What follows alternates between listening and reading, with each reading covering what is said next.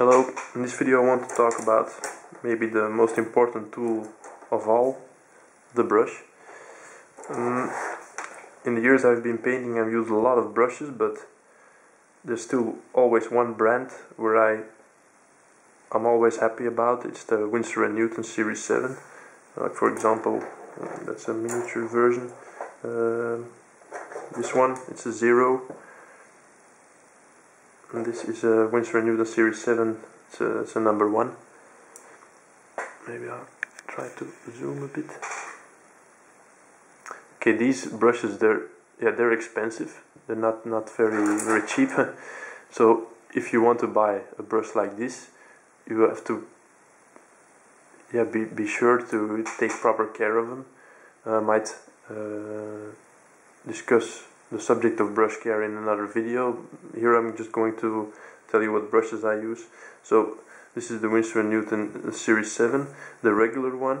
There's also the miniature version, the one you see here.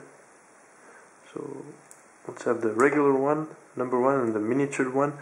The difference is that it simply has a shorter tip, which gives much more control. I'm using this maybe 98% of the time.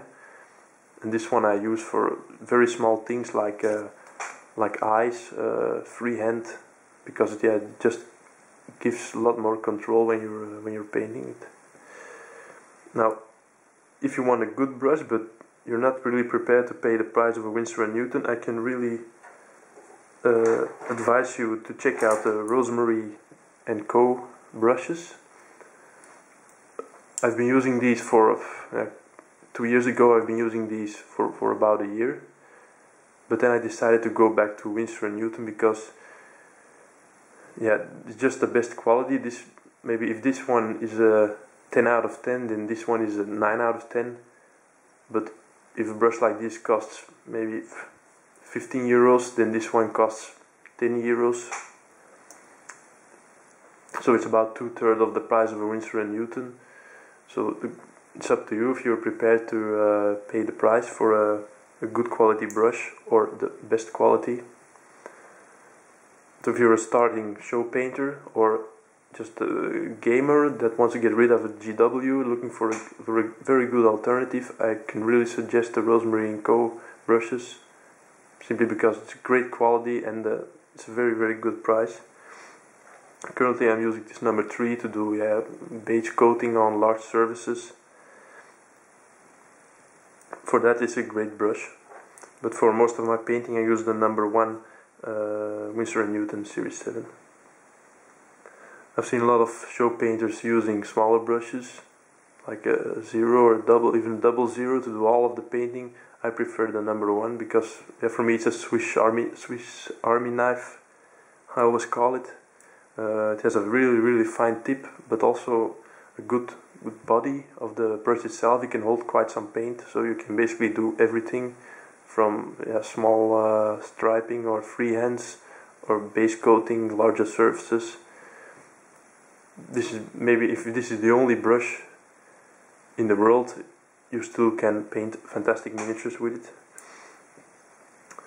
So these are some of my older brushes. I bought these in a modeling store when I started painting, but even if I painted one miniature on a good quality level, so really intensive usage of the brush, then usually I could throw them away after one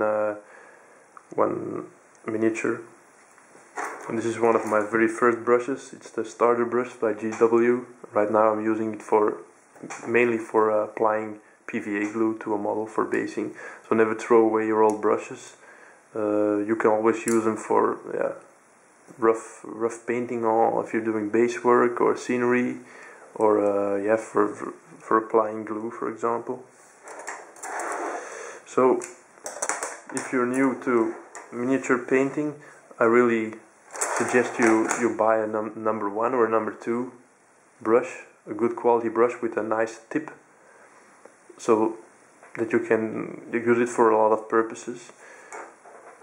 If you're a showcase painter or want to start showcase painting, don't get fooled by maybe the guys in the art stores to have to buy 10 different sizes of brushes. It's not necessary.